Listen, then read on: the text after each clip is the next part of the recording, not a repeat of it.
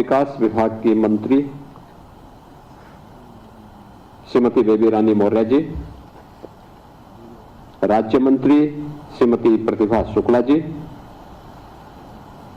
प्रमुख सचिव महिला कल्याण और बाल विकास विभाग श्रीमती टीना जौहरी जी,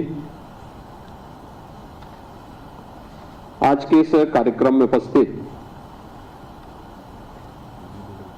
सभी नौ चयनित मुख्य सेविकाएं, फार्मासिस्टगण और प्रदेश के सभी 75 जनपदों में जहां पर ये नियुक्ति पत्र वितरण के कार्यक्रम हो रहे हैं, उन सभी स्थलों पर उपस्थित प्रदेश सरकार के हमारे सभी मंत्रीगण, सभी जनप्रतिनिधिगण और नियुक्ति पत्र प्राप्त करने वाले सभी अभ्यर्थीगण और उपस्थित बहनों और भाइयों, 2438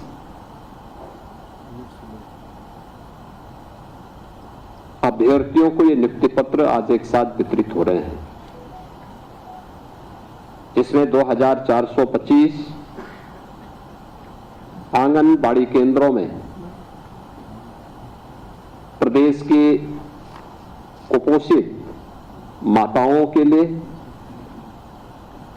और नवजात शिशुओं के पोषण अभियान की मॉनिटरिंग के लिए मुख्य सेविकाओं का और 13 फार्मासिस्ट की चयन की प्रक्रिया संपन्न होने के उपरांत आज ये नियुक्ति पत्र वितरण का कार्यक्रम हो रहा है। मैं सबसे पहले तो प्रदेश भर की बेटियों को यह अवसर प्राप्त हो रहा है, उन सबको, उनके परिवार के सभी सदस्यों को इस चयन की प्रक्रिया में सफलतापूर्वक नियुक्ति पत्र वितरण होने के इस अवसर पर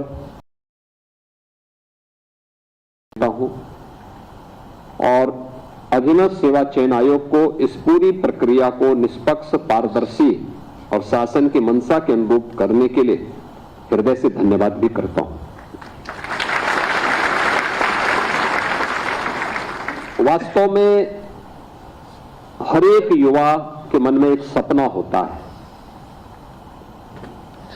और उस सपने को प्राप्त करने के लिए वह अपने स्तर पर प्रयास करता है, एक स्वस्थ प्रतिस्पर्धा को आगे बढ़ाने का काम करता है।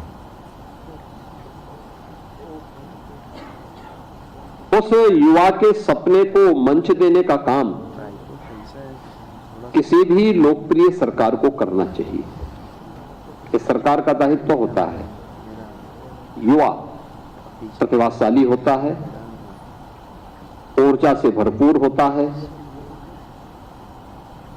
उसको सही दिशा मिल सके,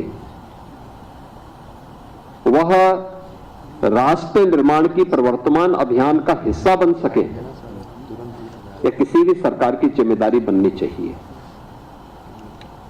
लेकिन जब वही युवा भेदभाव का शिकार होता है, बेईमानी और भ्रष्टाचार की भेड़ चढ़ता है, तो क्षति केवल एक युवा की नहीं होती, राष्ट्रीय क्षति होती है। राष्ट्र उस प्रतिभा से वंचित होता है, पीढ़ियां उस प्रतिभा से वंचित होकर के, कुंठित होकर के निराशा और हताशा की ओर जाती है। दुर्भाग्य से लगभग 2 दशक तक उत्तर प्रदेश एक लंबे समय किस हताशा, निराशा के जाल में फंस करके पूरी तरह अंधकार के युग में जा चुका था। 2017 के पहले यही होता था, नियुक्ति नहीं हो पाती थी। अगर नियुक्ति कहीं से आ भी गई तो उसमें बंदर बांट होता था। बेईमानी और भ्रष्टाचार इस कदर में होती थी कि योग्यता के आधार पर किसी भी युवा को उसका चयन नहीं मिल पाता था। परिणाम होता था, न्यायालय को हस्तक्षेप करना होता था और उसके बाद फिर ये मामले आगे बढ़ते थे। परिणाम क्या रहा? उत्तर उत्तर प्रदेश की नियति हो गई थी बीमारू राज्य बनने की। उत्तर प्रदेश को परमात्मा ने, प्रकृति ने बीमारू नहीं बनाया था। बेईमान राजनीतिक दलों ने उत्तर प्रदेश को बीमारू बनाया था। मानसिक रूप से बीमार लोगों ने उत्तर प्रदेश को बीमार बनाया था।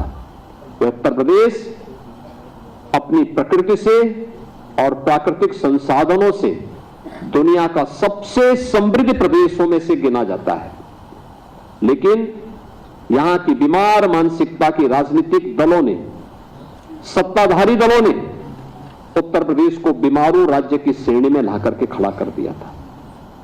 युवाओं के सामने पहचान का संकट खड़ा हुआ तो उत्तर प्रदेश के सामने पहचान का संकट खड़ा हुआ। आज मैं देख रहा था ये नियुक्ति पत्र वितरण के दौरान, इसमें आजमगढ़ के भी युवाओं को सेवा का अवसर प्राप्त हुआ है, अमरोहा को भी प्राप्त हुआ है, शामली को भी प्राप्त हुआ है, लखनऊ, कानपुर, आगरा, गोरखपुर, वाराणसी, प्रयागराज, ये जनपद ऐसे हैं जहां पर एक प्रतिस्पर्धा है।